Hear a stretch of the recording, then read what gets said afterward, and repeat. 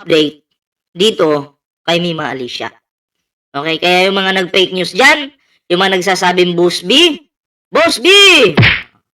maghanda-handa na kayo. 'Di ba? Iilan sa inyo, mukhang makakasuhan. 'Di ba, yung mga nag-Boss B na, yung mga nagsasabing may onsehan daw. Eto na po yung investigasyon ng kapulisan. Oh, talagang may lumabas na po. Okay? Oh, Jay Guevara, alam mo na siguro. Oh, alam mo na, 'di ba? Marami naman kayong lawyer diyan, 'di ba? Isa ka sa ano isa ka sa alam mo, yung nagpakalat ng fake news, yung mga onsehan na yan, yung mga Boss B na yan. Hindi ka matigil sa Boss B, tuloy-tuloy ka. Hanggang sa yung Boss B, kinunik mo. O kay Pangulong Bongbong Marcos, kay Martin Romualdez. Eto na ngayon yung update. 'Di ba? Oh. Apakalayo ng ano, kayo kasi ang hilig yung gumawa ng kwento. 'Di ba? O ngayon, sablay yung kwento nyo, anong tawag doon? Kaso. 'Di ba? Yung onsehan, wala pong onsehan na nangyari. Ito po yung nangyari. Explain ko po sa inyo, pero pakita ko muna yung video. Oo. Ito po, pakita natin yung video mga pre. Ayan. Ayan na. Play natin. Motive, it's about the profession, and as well as they have personal grudge or personal disagreement na nagsimula sa utang. 8 million. Nagsimula sa utang, 8 million pesos. The victim is may utang, tapos pinautang niya. As of now, that is the motive. But if we have other motive, they are named, we unmask them, and his name, and but they are thugs. They are businessmen at magpartner. Magpartner meaning mag-boyfriend or mag-asawa. Nakita niyo po yun? Si Mima Alicia, wala pong onsehan na naganap. Na nangyari. Ayon po ito kay Nartatis mga pre. No? Wala pong onsehan, pero may utang. Paano po nangyari yung utang? 8 million pesos po na pera. Okay? Yung na-damage po dito. Bakit po? Ganito po yan. May pera po si Mima Alicia, inutangan po ng sindikato, kasi nga, mamumorsyento yung sindikato. Okay? Magkano po yung porsyento? 12% every week. Hanggang yung sindikato, binabayaran si Mima Alicia ng porsyento, hanggang utang na naman ng pera, malaki. Hanggang si Mima Alicia, kasi nagugulat nga si Mima sa sa kinikita, sa porsyento kasi malaki. Ang ginagawa po ni Mima, meron po siyang mga inutangang tao. Kasi yung pera na yun, pinapaikot din po ni Mima. Uutang si Mima ng pera sa isang kaibigan, pagpalagay natin 2 million pesos, 2.5, 1.5, ipapautang din doon sa sindikato. Hindi po alam ni Mima na sindikato pala ito. 'Di ba? Yung kanyang pinapautang, hindi niya alam na sindikato pala. Pero itong mga kaibigan na inuutangan po ni Mima, hindi po yan mga sindikato. Mga kaibigan talaga, 'di ba? Inuutangan ni Mima, and then nagpautang naman po. Hanggang, yun na nga, nakabuo ng 8 million pesos, yun yung pinautang ni Mima sa sindikato. Ngayon, si Mima Alicia po ay nagtataka na. Kasi bakit puro porsyento lang yung dumarating sa kanya? Yung kapital, hindi po, 8 million pesos nandun sa sindikato. Kaya, ang sabi ni Mima, maniningil na ako. Ngayon, hindi po makasingil si Mima.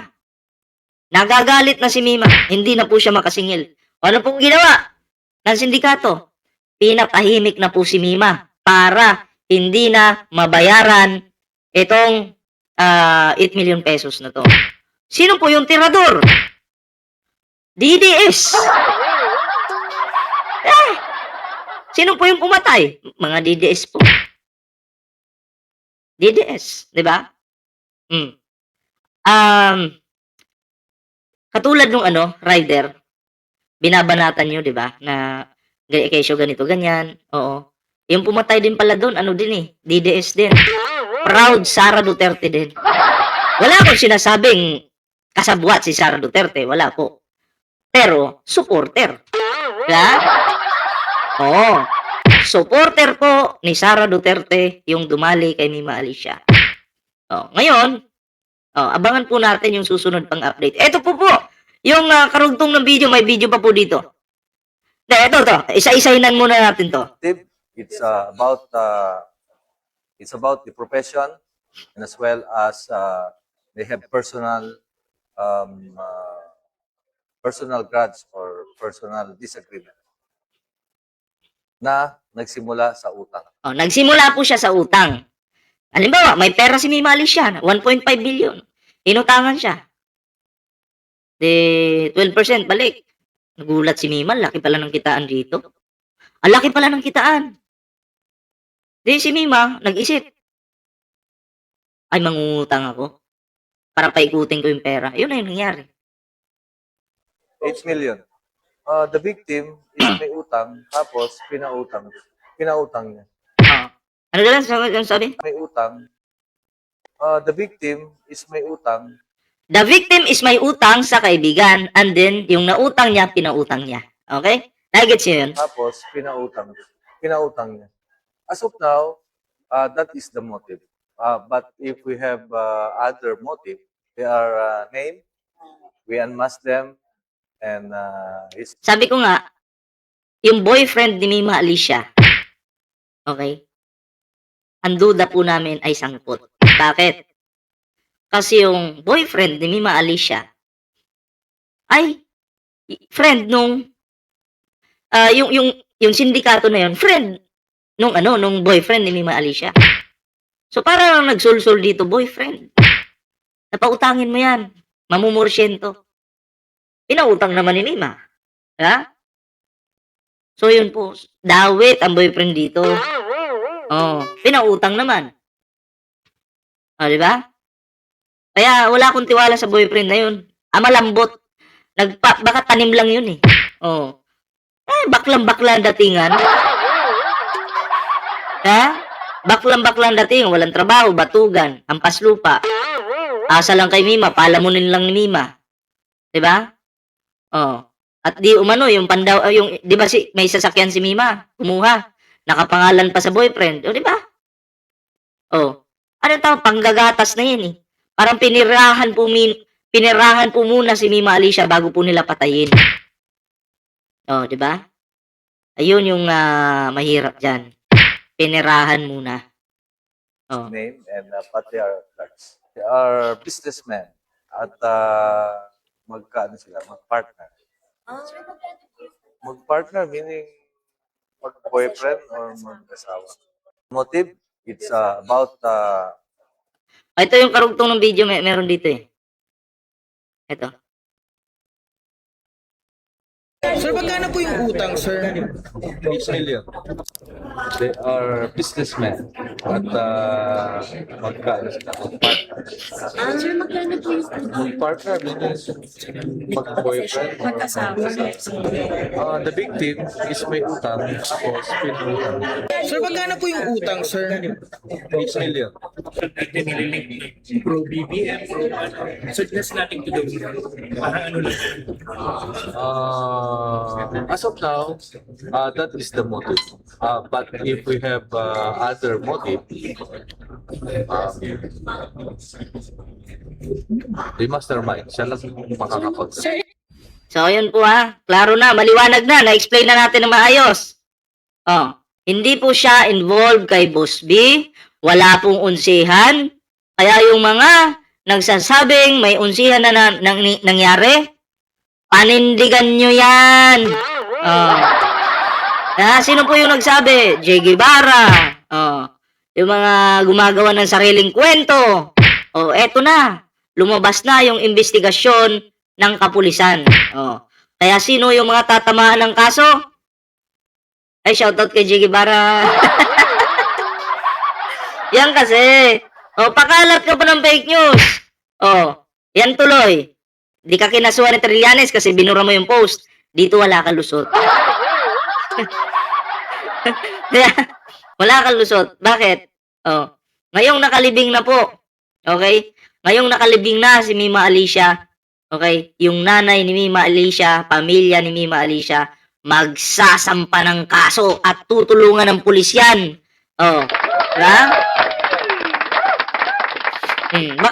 At tanong ko nga sa inyo, bakit ang kati ng ilong ko ngayon? Oh. No? Nangangati po yung ilong ko. Paki-comment nga. Anong connection? May makakasuhan ba? Ha? Yung ilong ko nangangati eh. Kaya Jay Guevara, mukhang magbablog ka sa kulungan ah. Parating niyo po ito sa kanya. Parating niyo. Huli na pong magbura ng video, Jay Guevara. Huli na. Wala na, napaghandaan ka na. Napaghandaan ka na, Jay Guevara. Bobo ka kasi. Di mo halata. Di mo halata na dahil sa kabubuhan mo, makakasuhan ka. Diba? Boss B pa ha? Dinamay mo pa yung Pangulo ha? Dinamay mo pa si Martin Romualdez ha? Ngayon, ikaw yung magiging boss sa kulungan pero hindi ka pupuitan sa kulungan kasi mabaho yung kilikili mo.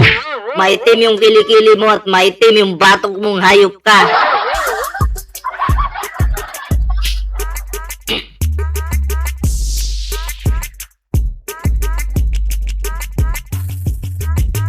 Ito na.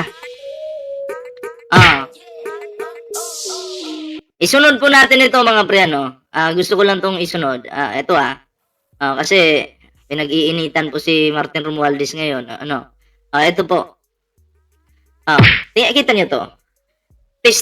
Testimonies of 18 bagman to Bios versus Martin Romualdez. So, yung mga pinagsasabi po ng 18 kargador na to, or testimonies po nila, yun po yung gagamiting, kumbaga, magagamit kay Martin Romualdez para masampahan po si Martin Romualdez ng kaso. Pero sabi ko nga sa inyo mga pre, eto, napakababaw lang kung itong mga 8 garbage marines lang po ang kumbaga pagbabasihan, 'di ba? Kasi po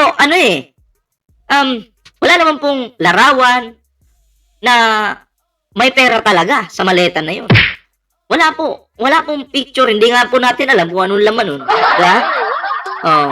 At marami na pong kasinungalingan yung pinagsasabi nitong 18 kargador na to mga preno. So mahirap na pong yung credibility ng mga to, wala na po, sirang-sira na po talaga. 'Di ba? Kaya alam nyo, kung yan lang yung gagamitin nyo para kasuhan si Martin Romualdez, malabo, hindi kayo magtatagumpay, 'di ba? Pabago-bago po kasi ng statements itong mga puki ng inang garbage sa Marines na to. Ng mga kargador na to. Iwan ko kung yung iba dito, Marines ba talaga o hindi. Pero sabi, kargador daw eh. Diba? Kaya, good luck, no? Dito sa mga sinungaling na to. Kasi, sila po, tinadtad din ng kaso. Sinampahan din ng kaso. No? So, ano pa kayang mangyayari sa kanila, no? Kasi wala nang tutulong sa kanila eh. Ang amo po nila, na nakasuporta sa kanila, ay nakakulong. Mukhang susunod tumato.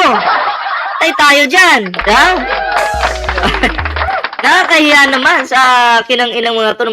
Ito po yung literal na mga bayaran kasi may offer po sa kanilang 5 million pesos. Ang paunang bayad po sa kanila ay 350,000 pesos which is natanggap na di umano ng mga hayok sa pera. Itong natanggap na po nila yung pera na yon. So, 350,000 pesos. So, sila po yung totoong bayaran. Diba? Yan po yung legit na mga bayaran. Yung mga kumakapit sa patalim na gusto lang manira po para magkapera lang. Diba? Sila po yan. Tingnan mo yung mga pagmumukha ng mga hayop. Akala mo mga santo, mga animal. May pa yuku-yuku pa mga diputang unggoy na to. Pero tingnan nyo, mga bayaran po yung mga animal na yan. Diba? Kaya deserve ninyo natadtari ng kaso, buwakan ng ina kayo. Kaya kayo mga pre, ano po yung inyong opinion dito, reaksyon? Comment nyo naman para mabasa po natin yan. At syempre, huwag kalimutang mag-like, share, subscribe para maging updated po kayo sa mga uploads po natin. Ayan may TikTok po tayo dyan, may Facebook po tayo dyan. Ayan, kompleto po yan mga pre. Kompleto, Ricardos po yan. Ayan. Oh. Ayan ha. Oh. So, next topic po tayo mga pre. Oo.